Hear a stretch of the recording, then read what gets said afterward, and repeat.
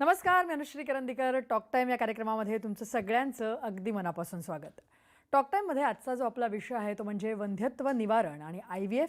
आणि या विषयावर मार्गदर्शन करण्याकरता आपल्यासोबत आहेत देशातल्या सगळ्यात मोठी IVF चेन म्हणजेच इंदिरा IVFचे 3 एक्सपर्ट डॉक्टर्स. आपण सगळ्यात प्रथम त्यांची ओळख करून घेऊया. आपल्यासोबत आहेत डॉक्टर अमोल लुंकण, ते स्वतः IVF स्पेशलिस्ट आहेत इंदिरा IVF पुणे इथून. त्याचबरोबर आपल्यासोबत आहेत डॉक्टर तृप्ती गणपती, त्या स्वतःही IVF स्पेशलिस्ट आहेत इंदिरा IVF दादर. त्याचबरोबर आपल्यासोबत आहेत डॉक्टर प्रियांका कासलीवाल, त्याही स्वतः IVF स्पेशलिस्ट आहेत, त्याही इंदिरा IVF नाशिक इथून आपल्यासोबत आहेत. तर प्रेक्षको, आजचा जो आपला विषय आहे तो आपण समजून घेतला पाहिजे. आपला जो विषय तो म्हणजे वंध्यत्व निवारण आणि IVF. आज जर का आपण बघितलं तर एकूणच इन्फर्टिलिटी किंवा वंध्यत्वाचं प्रमाण दिवसेंदिवस खूप वाढत आहे. या संपूर्ण अनुषंगाने आपल्याला तीनही डॉक्टर्स मार्गदर्शन करणार आहेत. आपण थेट त्यांच्याकडे जाणार आहोत आणि आजच्या विषयाला सुरुवात करणार आहोत. सगळ्यात प्रथम डॉक्टर अमोल, मला तुमच्याकडे यायचं आहे.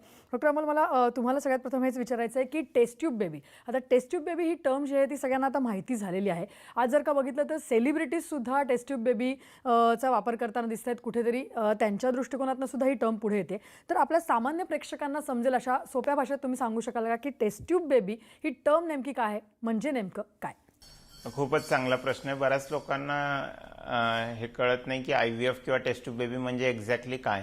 तर नैसर्गिकरित्याने गर्भधारणा होण्यासाठी स्त्रीचं स्त्रीबीज आणि पुरुषाचं शुक्राणू यांचं मिळन नैसर्गिकरित्याने गर्भनलिकेत होतं आणि त्या नळीत तयार झालेलं गर्भ नळी आणून गर्भाशयात सोडते आणि नैसर्गिक प्रेग्नन्सी होते. बट जेव्हा हे स्त्रीबीज आणि शुक्राणू नैसर्गिकरित्याने काही कारणाने मिळू शकत नाही आहेत, तर त्यांचं योग्य मिळन, चांगल्या स्त्रीबीज आणि चांगल्या शुक्राणूचं योग्य मिळन आपण जेव्हा बाहेर लॅबमध्ये घडवून आणतो, तर या प्रक्रियेला आपण IVF किंवा टेस्ट ट्यूब बेबी म्हणतोय. थोडक्यात आपण ट्यूबचं जे काम आहे, फॅलोपियन ट्यूबचं जे काम आहे, ते बाहेर योग्य वातावरणात लॅबमध्ये करतोय आणि जे गर्भ तयार होईल त्या गर्भांना 3 ते 5 दिवस वाढवून चांगल्या वाढणाऱ्या सक्षम गर्भांना गर्भाशयात ठेवून गर्भधारणा करतोय.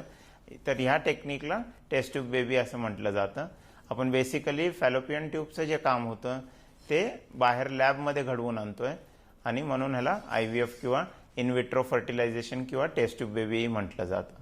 तर प्रेक्षको, आपण हा विषय समजून घेतोय, वंध्यत्व निवारण आणि IVF. आणि या विषयासंदर्भात तुमचे काही प्रश्न असतील, तुमच्या काही शंका असतील, तर तुम्ही आत्ता मला फोन करू शकता. आमच्या स्क्रीनवरती जो नंबर दिलेला आहे त्याच्यावरती तुम्ही ताबडतोब फोन करू शकता. आपले एक्सपर्ट डॉक्टर्स आपल्यासोबत आहेत, त्यापैकी कोणालाही तुम्ही तुमचा प्रश्न नक्की विचारू शकता.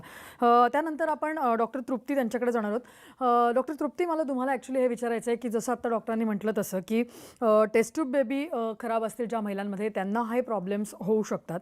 तर ते नेमकं बरोबर आहे का? आणि सगळ्यात महत्त्वाचं म्हणजे बायकांमध्ये इन्फर्टिलिटीची जी कारणं आहेत महिलांमध्ये, ती नेमकी कुठल्या प्रकारची असू शकतात, त्याची कारणं काय असू शकतात?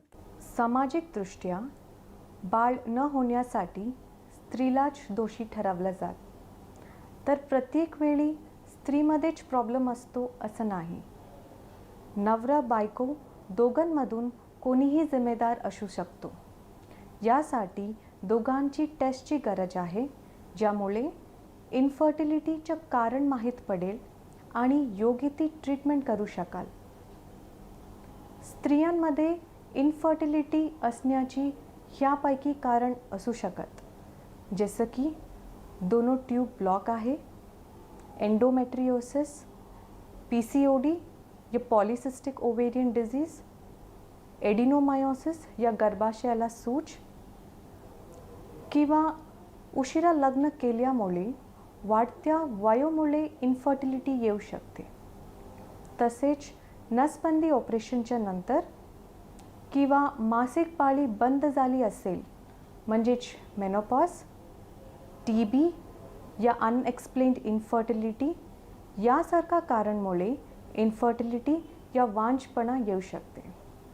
तर आपण पाहिलं की महिला आणि पुरुष हे इन्फर्टिलिटी किंवा वंध्यत्व या दोन्हीसाठी जबाबदार दोघंही असू शकतात. तर त्या अनुषंगाने आपण पुढचा प्रश्न डॉक्टर प्रियांकांना विचारणार आहोत. डॉक्टर प्रियांका, मला तुम्हाला विचारायचं आहे की मेल इन्फर्टिलिटी किंवा पुरुषांमध्ये जे इन्फर्टिलिटीचं जे प्रमाण आहे, तर त्या संदर्भात सुद्धा काही ट्रीटमेंट ऑप्शन्स आता नव्याने अवेलेबल आहेत? जसं भारतात आजही पुरुषप्रधान संस्कृती ही जास्त आहे, त्यामुळे बऱ्याच वेळेस ज्या तपासण्या केल्या जातात त्या फक्त स्त्रीच्याच केल्या जातात आणि पुरुषांच्या तपासण्यांकडे एकदम इग्नोर केलं जातं. पण पुरुषांमध्येही निसंतानतेचं जे कारण आहे हे पुरुषांमध्येही वाढत आहे.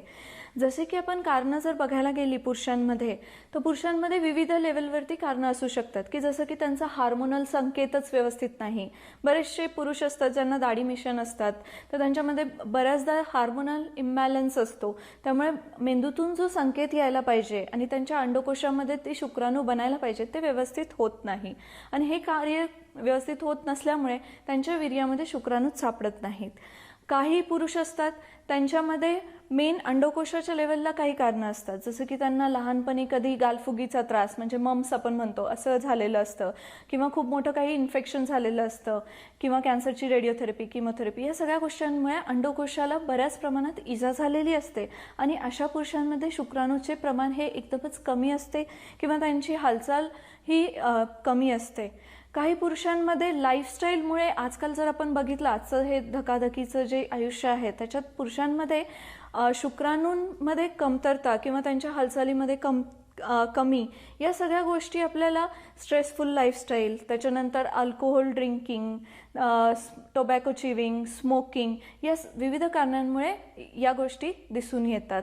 आता काही पुरुष, आता आपण म्हणतो की जसे IT सेक्टर आम्ही म्हणतो किंवा कॉम्प्युटर सेक्टरमध्ये हे जे पुरुष असतात बऱ्याचदा लॅपटॉप मांडीवर घेऊन काम करतात, तर ह्या सगळ्या रेडिएशन्समुळेही शुक्राणूंवरती हार्मफुल इफेक्ट्स होऊ शकतात.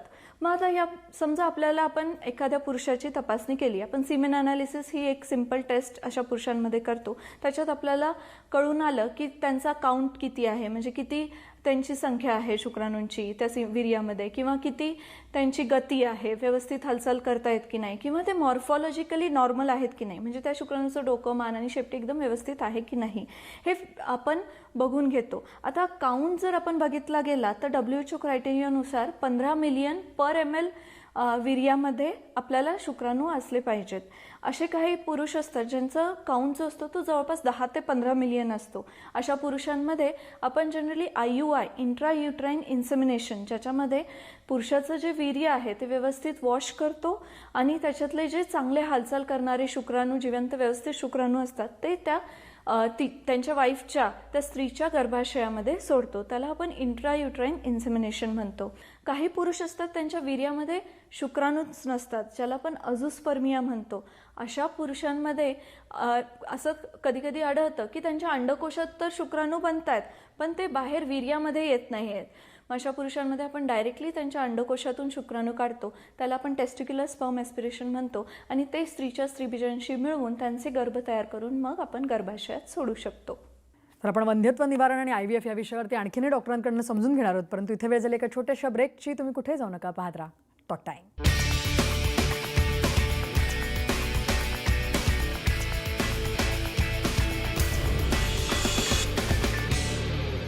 मला तुम्हाला विचारायचं आहे की कन्सीव्ह होऊ शकत नाही असे प्रॉब्लेम्स असतात आणि त्या दृष्टिकोनातून अनेक टेस्ट करण्याची गरज असते, परंतु त्या नेमक्या कुठल्या टेस्ट करायच्या, कोणाकडे करायच्या, या संदर्भामध्ये संभ्रम असतो. तर त्याविषयी नेमकं काय सांगाल? पुरुष आणि महिला दोघांनीही जर का वंध्यत्व असेल तर प्राथमिकरित्या कुठल्या टेस्ट करणं गरजेचं आहे?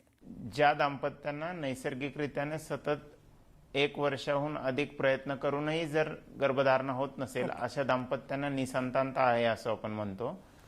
अशा दाम्पत्यांनी योग्य तज्ज्ञ डॉक्टरांचा सल्ला घेऊन योग्य तपासण्या करून घ्यायला हव्या. त्यांचं कारण माहिती करून घ्यायला हवं, का त्यांना वंध्यत्व आलंय किंवा का नैसर्गिकरित्याने गर्भधारणा होत नाहीये, आणि जसं कारण असेल तसं मग त्याचं निवारण होऊ शकतं. कारण बघून घेणं हे फारच सोपं आहे. आपल्याला सगळ्यात आधी पुरुषाच्या वीर्यातील तपासणी, म्हणजे त्याच्या वीर्यात शुक्राणूची मात्रा कशी आहे, हालचाल करणारे चांगल्या शुक्राणूंचं प्रमाण कसं आहे हे जाणून घ्यायला हवं. तर पुरुषाची मेनली एकच तपासणी लागते, ती म्हणजे वीर्याची तपासणी. स्त्रीच्या बाजूने जर आपण बघितलं तर स्त्रीचं गर्भाशय किंवा जिथं गर्भ स्थापना होते ती जागा व्यवस्थित आहे का, आणि तिचे अंडकोश व्यवस्थित आहेत का, हे बघण्यासाठी आपण एक चांगली सोनोग्राफी करू शकतो. स्त्रीच्या नळ्या व्यवस्थित आहेत का, ज्याला आपण फॅलोपियन ट्यूब्स म्हणतो, ती व्यवस्थित आहेत का नाही ते बघण्यासाठी आपण एक सिंपल हिस्ट्रोसाल्फिंगोग्राम करू शकतो, जो एक एक्सरे असतो, किंवा सोनोग्राफीद्वारे आपण सलाईन इन्फ्युजन सोनोग्राफी करू शकतो. ह्याच्यात आपल्याला कळतं की नळी व्यवस्थित आहे का, उघडी आहे का, स्त्रीचं स्त्रीबीज कसं बनतंय, योग्य वेळेस फुटून ओव्ह्युलेशन प्रॉपर होतंय का, हे जाणून घेण्यासाठी आपण फॉलिक्युलर स्टडी करू शकतो. आणि स्त्रीचं हार्मोनल बॅलन्स कसं आहे ते जाणून घेण्यासाठी रक्ताच्या काही तपासण्या करून आपण त्यांच्या हार्मोनल लेवल्स जाणून घेऊ शकतो. तर आपण वंध्यत्वाविषयी बरीचशी माहिती जाणून घेतोय, अजूनही घेतोय. डॉक्टर, आपल्यासोबत आपले प्रेक्षकही जोडले जात आहेत, त्यांनाही अनेक प्रश्न आहेत, त्यांच्याही एक शंका आहेत. तर डॉक्टर तृप्ती, मला तुमच्याकडे यायचं आहे. तुमच्याकरता एक प्रश्न आलेला आहे प्रेक्षकांचा, त्यांचा या विषयासंदर्भातला नेमका प्रश्न काय आहे तो आपण समजून घेऊया. हॅलो, नमस्कार डॉक्टर. माझं नाव वर्षा. माझं वय 30 वर्षाचं आहे. पहिले मला पिरियड रेग्युलर येत होते, पण गेल्या 3-4 वर्षापासून कधी 2दा तर कधी 3 महिन्यानंतर येतात. नॅचरल कन्सीव्ह होत नाहीये. आता मी काय करायला हवं? अनियमित मासिक पाळी उपचार करून ती नियमित करू शकतात. सर्वात महत्त्वाची गोष्ट आहे दर महिन्याला तयार होणारी अंडी. या अंड्याची वाढ नीट होऊन रिलीज होत असतील तर पाळी नियमित येते. लहान वयात अनियमित पाळी असेल तर PCOD असू शकत. PCODमध्ये अंडी नीट वाढत नाही आणि एग रिलीज व्यवस्थित होत नाही, त्यामुळे अनियमित पाळी येते. तसेच जसं वय वाढू लागतो तसं अंडीची संख्या आणि गुणवत्ता कमी होतो, त्यामुळे सुद्धा अनियमित पाळी येते. म्हणूनच अनियमित पाळी ही एक कारण नसून अंडी त्याची गुणवत्ता गर्भधारण करण्यासाठी महत्त्वाची असते. वर्षा, आपण गर्भधारण करण्यासाठी प्रयत्न करीत आहात आणि पाळी अनियमित येते तर तुम्हाला ओव्हेरियन रिझर्व टेस्ट करायला पाहिजे. IVF या टेक्निकबद्दल आपण बऱ्याचशा गोष्टी प्रेक्षक समजून घेतोय, परंतु IVF बद्दल डॉक्टर्स, मला तुम्हाला पण म्हणायचं आहे की अनेकही लोकांमध्ये शंकासुद्धा आहेत आणि त्याचबरोबर अनेक गैरसमजसुद्धा आहेत. तर त्या अनुषंगाने मला डॉक्टर प्रियांका तुम्हाला पुढचा प्रश्न विचारायचा आहे की इन्फर्टिलिटी आहे आणि IVF बाबत फारसा अवेअरनेस अजूनही म्हणावा तितका नाही आहे. त्यामुळे मग लोकांना असं वाटतं की IVF केल्यानंतर कंपल्सरी बेड रेस्ट घेणं गरजेचं आहे किंवा आपल्याला घरीच राहायचं आहे, खाण्यापिण्याच्या अनेक गोष्टींची काळजी घ्यायची आहे. तर या सगळ्या दृष्टिकोनातून काय सांगाल की ह्याच्यामध्ये नेमकी किती तथ्यता आहे? खरं सांगायचं झालं तर हे बिलकुल पण करेक्ट नाही आहे. बरेचशी जोडपी आता आमच्याकडे येतात, त्यांच्यासोबत त्यांचे नातेवाईक आमच्यासोबत येतात. मग ते म्हणतात आता डॉक्टर ह्यांना IVF ट्रीटमेंटनंतर पूर्ण बेडवरून बिलकुल उतरूच द्यायचं नाही का, मग खाणं पिणं सगळं बेडवरतीच करायचं का, किंवा असं काही ह्या ट्रीटमेंटचं आहे का? तर मी त्यांना म्हणते असं बिलकुलही काहीही नाही आहे. ॲक्च्युली याच्यासाठी बऱ्याचशा स्टडीज जगभरात कंडक्ट केल्या गेल्या. त्या स्टडीजमध्ये असं आढळलं आहे की आपण जेव्हा टेस्ट टू बेबी टेक्निक वापरतो किंवा ह्याच्यानंतर जर आपण लवकर त्यांचं हालचाल त्यांना करायला दिली तर त्याच्यामध्ये त्यांचा success rate, test tube baby success होण्याचा जो सक्सेस रेट आहे तो 14% वाढतो. म्हणजे काय की बाबा आपण त्या स्त्रीला बिलकुलही बेडरेस्टची गरज नाही. आम्ही लगेचच जेव्हा आपण गर्भाशयात आपण सोडतो, IVF टेक्निक करतो, आपण लगेचच सगळ्याच आपल्या जे पेशंट्स आहेत त्यांना आपण लगेचच चालवायला सुरू करतो. तर प्रेक्षको, तुमच्याही लक्षात आलं असेल डॉक्टरांनी सांगितल्याप्रमाणे की IVF करतोय म्हटल्यानंतर आपल्याला बेड रेस्ट घ्यायची आहे किंवा खाण्यापिण्याच्या सवयी बदलायच्या आहेत, पथ्य पाळायचे आहेत, असं कुठल्याही प्रकारे नाही. आपण आपलं नॉर्मल आयुष्य जगू शकतो. फक्त डॉक्टरांनी जे सल्ले दिलेत ते आपल्याला फॉलो करायचे आहेत आणि एक नॉर्मल आयुष्य आपण त्याच्यानंतर जगू शकतो. पुढे जाऊन डॉक्टर अमोल, मला तुम्हाला विचारायचं आहे की IVF म्हटल्यानंतर सगळ्यात महत्त्वाचा प्रश्न येतो तो म्हणजे कॉस्ट फॅक्टरचा. कारण बऱ्याच वेळेला असं होतं की हे सगळे ट्रीटमेंट्स, हे सगळे उपचार जे आहेत ते खूप खर्चिक आहेत, म्हणून अनेक जोडपी अजूनही मागे राहत आहेत. तर त्या दृष्टिकोनातून मला तुम्हाला विचारायचं आहे की जर का आपण विचार केला ट्रीटमेंटचा, तर प्रत्येक सायकल गणिक नेमकं किती खर्च जो आहे तो अपेक्षित असतो, किती होऊ शकतो? खूपच चांगला प्रश्न आहे आणि बऱ्याच लोकांना ही भीती असते की IVF हे खूपच खर्चिक गोष्ट आहे किंवा इथे IVF मध्ये येणारा खर्च हा खूप जास्त असणार आहे. तर विथ टाइम जसा वर्ल्ड क्लास टेक्नॉलॉजीज आम्ही उपलब्ध करून दिल्या निसंतान दाम्पत्यांना वंध्यत्वावर मात करण्यासाठी, तसंच आमचा सतत प्रयत्न राहिला आहे की ही जी ॲडव्हान्स टेक्निक आहे, टेक्नॉलॉजी आहे, ही सामान्य माणसाच्या आटोक्यात पण यायला हवी आणि त्यासाठी आम्ही सतत प्रयत्नशील राहिलो आहे की या ट्रीटमेंटचा खर्चही सामान्य माणसाच्या आवाक्यात असायला हवा. आपण जर सर्वसाधारणपणे बघितलं तर ह्या टेक्निक्स आणि टेक्नॉलॉजी बऱ्यापैकी ॲडव्हान्स्ड राहतात. याच्यात लागणारे इंजेक्शन्स आणि मेडिसिन्स पण जास्त करून इम्पोर्टेड असतात आणि त्याही महाग असतात. तर IVF किंवा ICSI ह्या प्रक्रियेचा संपूर्ण खर्च साधारणपणे जर आपण laser assisted hatching, blastocyst culture, embryo freezing, close working chamber IVF technology या सगळ्यांचा वापर केला तर युजली 1.25 ते 1.5 लाखाच्या आसपास जातो आणि त्याच्यात मुख्य खर्च हा औषधांचा जास्त करून राहतो. तर आपण वंध्यत्व निवारण आणि IVF या विषयावरती आणखीनही डॉक्टरांकडून समजून घेणार आहोत, परंतु इथे वेळ झाली एका छोट्याशा ब्रेकची. तुम्ही कुठे जाऊ नका, पाहत राहा टॉक टाइम.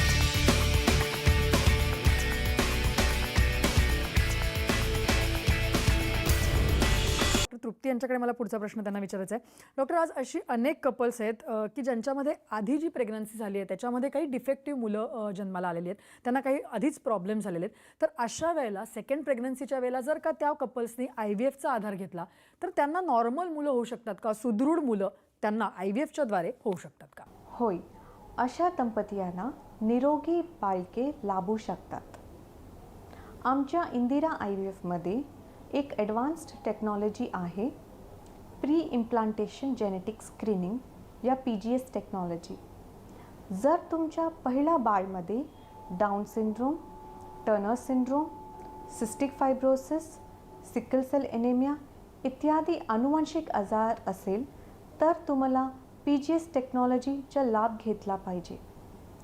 PGS टेक्नॉलॉजीमध्ये आम्ही भ्रूणची काही सेल्स टेस्टिंगसाठी पाठवतो, ज्यामुळे ज्ञात अनुवांशिक आजाराचे कारण जाणून घेऊ शकतो. IVF मार्फत तुम्ही तुमच्या भ्रूणवर ही टेस्टिंग करून निरोगी भ्रूण माहित करू शकत आणि तो भ्रूण ट्रान्सफर करून हेल्दी बाळ मिळवू शकतो. आता स्वस्थ भ्रूण ओळखण्याची टेक्निक आली आहे, ज्यामुळे स्वस्थ बाळाचा जन्म होऊ शकतो. तर नक्कीच आपण जसं म्हणतोय तसं की IVFच्या क्षेत्रात आज बरेच बदल झालेले आहेत, नवीन टेक्निक येत आहे. जसं आपण म्हणतो की मेडिकल सायन्सबरोबर आज नव्याने टेक्नॉलॉजीसुद्धा त्याला जोडली गेलेली आहे. तर डॉक्टर अमोल, मला तुम्हाला हेच विचारायचं आहे की रोज नव्याने ॲडव्हान्समेंट आज जर का होत आहेत तर IVF क्षेत्रामध्ये सुद्धा अशा प्रकारच्या नवीन टेक्नॉलॉजी आलेल्या आहेत का? आणि मग त्याचा जो फायदा आहे तो या कपल्सना कितपत घेता येऊ शकतो? सक्सेस रेटमध्ये त्याच्यामुळे काही आणखीन फरक तुम्हाला दिसतोय का, जाणवतोय का? गेल्या 2 ते 3 दशकात IVF मध्ये वेगवेगळ्या अनेक ॲडव्हान्स ट्रीटमेंट आल्या. 1978 सालची जी IVFची टेक्निक होती ती 91-92 साली मॉडिफाय होऊन ICSI या टेक्निकचा आविष्कार झाला. ICSIमध्ये आपण सुयोग्य स्त्रीबीज आणि त्याच्याबरोबर सुयोग्य शुक्राणूचं मिळण हे डायरेक्टली सूक्ष्मदर्शकाखाली घडवून आणतो आणि त्यामुळे गर्भ तयार होण्याची प्रक्रिया ही जास्त चांगल्या रीतीने होऊन जाते आणि त्यामुळे सक्सेस हे IVFचं वाढलं. ICSI ह्या टेक्निक नंतर IMSI ह्या टेक्निकचा आविष्कार झाला, ज्याच्यात सुयोग्य निवडण्याची शुक्राणू निवडण्याची जी प्रक्रिया आहे ती जास्त हायर मॅग्निफिकेशनमध्ये आपण करू शकतो. तर सूक्ष्मदर्शकाखाली जे शुक्राणू सुयोग्य निवडले जातात ते IMSIमध्ये 6000 टाइम्स मॅग्निफाय करून आपण निवडू शकतो. तर IMSIच्या नंतर ज्या पुढच्या ॲडव्हान्स टेक्निक आहेत त्याच्यात ब्लास्टोसिस कल्चर आहे की गर्भांना 5 ते 6 दिवस बाहेरच आपण वाढवू शकतो. जे गर्भ सलग 5 दिवस चांगलं वाढत आहे ते गर्भ जास्त सक्षम राहणारे गर्भधारणा देण्यासाठी. तर जास्त सक्षम गर्भांना गर्भाशयात ठेवून आपण IVFचं सक्सेस वाढवू शकतो. गर्भाशयात ठेवल्यानंतर गर्भाशयात जाऊन चिपकणं, रुजून वाढणं या प्रक्रियेत मदत करण्यासाठी आपण लेझर असिस्टेड हॅचिंग या ॲडव्हान्स टेक्निकचा वापर करू शकतो, जिथे आपण गर्भाशयात ठेवण्याच्या 5 ते 10 मिनिटं आधी गर्भाचं बाहेरचं कवच सॉफ्ट आणि पातळ करून घेतो लेझरच्या उपयोगाने आणि हे गर्भाशयात रुजण्याची जी प्रक्रिया आहे ती 20 ते 25% मग आणखी चांगली होऊ शकते. त्यांनी परत IVFचं सक्सेस जास्त चांगलं राहतं. तर आपण ॲडव्हान्समेंटबद्दल समजून घेतलं, परंतु डॉक्टर प्रियांका, मला तुमच्याकडे अत्यंत एक महत्त्वाचा प्रश्न घेऊन यायचा आहे. तो म्हणजे IVF टेक्निकबद्दल लोकांमध्ये जसे गैरसमज आहे त्यातला एक महत्त्वाचा प्रश्न त्यांना हा पडतो की हे जे सगळी प्रोसेस आहे ती लॅबमध्ये होते. तर मग लॅबमध्ये ही प्रोसेस होत असताना जी अंडी किंवा एग्ज आहेत किंवा शुक्राणू आहेत किंवा जे हा बनलेला एम्ब्रिओ आहे तो एकमेकांमध्ये हे सॅम्पल्स मिक्स होऊ शकतात का आणि त्याच्यामुळे काही प्रॉब्लेम्स होऊ शकतात का? हा एक अत्यंत महत्त्वाचा प्रश्न या सगळ्या जोडप्यांना पडलेला असतो. तर त्या अनुषंगाने त्याचं उत्तर तुम्ही नेमकं काय द्या? हा खूपच प्रचलित असा प्रश्न आहे, कारण की सध्याच आत्ता नुकतीच एक मूवी येऊन गेली गुड न्यूज म्हणून, आणि त्यांनी खूपच त्या मूवीमध्ये जे सगळं सांगितलं गेलं त्यामुळे बऱ्याचशा जोडप्यांच्या मनात हा प्रश्न येत आहे की बाबा हे असे अंडे स्पर्म्स वेगवेगळे मिक्स होऊ शकतात का आणि मग हे अशा पद्धतीने बाळ होतं का टेस्ट बेबीमध्ये. आणि आता तर रोज माझ्याकडे येणाऱ्या OPD मधला प्रत्येक पेशंट हाच प्रश्न विचारतो. तर असं जनरली कुठेच होत नाही. अंड, त्या स्त्रीचं अंड आणि त्या पुरुषाचं जे स्पर्म आहे, एग आणि स्पर्म, हे व्यवस्थित आपण मिळवलं जातं. प्रत्येक एम्ब्रिओलॉजी लॅब जी असते त्याचा क्वालिटी कंट्रोल असतो. प्रत्येक एम्ब्रिओलॉजी लॅबमध्ये हे सगळ्या गोष्टी व्यवस्थित बघितल्या जातात आणि त्यानंतरच ते गर्भाशयात सोडले जातात. याच्यातच आता नवीन टेक्नॉलॉजी आम्ही वापरत आहोत, ती आहे RI विटनेसिंग सिस्टीम. समजा का एखाद्या स्त्रीची अंडी त्या डेस्कवरती आपण त्या RI सिस्टीमवरती ठेवली आहे आणि समजा दुसऱ्या पुरुषाचे चुकून पुरुषबीज तो कंटेनर तिथे ठेवला गेला तर लगेच ती सिस्टीम एक रेड क्रॉस देते आणि त्याच्या पुढे ती सिस्टीम वर्कच करत नाही. त्यामुळे ते तसे मिळवलेच जात नाही. तर एकूणच आपण जर का बघितलं तर वंध्यत्व निवारणाकरता IVF सारखं जे टेक्नॉलॉजी आहे आज ते मेडिकल सायन्स आणि टेक्निक या दृष्टिकोनातनं खरोखरच खूप फायदेशीर आहे. त्याचा सक्सेस रेटही आपण समजून घेतला आणि डॉक्टरांनी ज्याप्रमाणे सांगितलं त्याप्रमाणे योग्य वेळेला आपण जर का चांगल्या सेंटरला जाऊन ही ट्रीटमेंट व्यवस्थित घेतली तर अशी जी निस्संतान जोडपी आहेत त्यांना अपत्यप्राप्तीचा आनंद नक्की मिळू शकतो. आणि प्रेक्षक हो, या संदर्भात आणखीनही तुमचे प्रश्न असतील किंवा तुम्हाला आणखीनही काही शंका असतील तर या कार्यक्रमानंतर सुद्धा आपल्या स्क्रीनवरती जे नंबर फ्लॅश होत आहेत त्याच्यावरती तुम्ही फोन करू शकता आणि हे सगळे एक्सपर्ट डॉक्टर्स आहेत ते फोनवरती सुद्धा तुमच्याकरता अवेलेबल आहेत. त्यांच्याकडनं तुम्ही कन्सल्टेशन घेऊ शकता आणि त्यानंतर योग्य ट्रीटमेंट तुम्ही नक्की घेऊ शकता. तर डॉक्टर, या संपूर्ण विषयासंदर्भात आज तुम्ही इथे आलात आणि एवढं छान मार्गदर्शन तुम्ही आज केलं आमच्या प्रेक्षकांना, त्याबद्दल धन्यवाद. नमस्कार.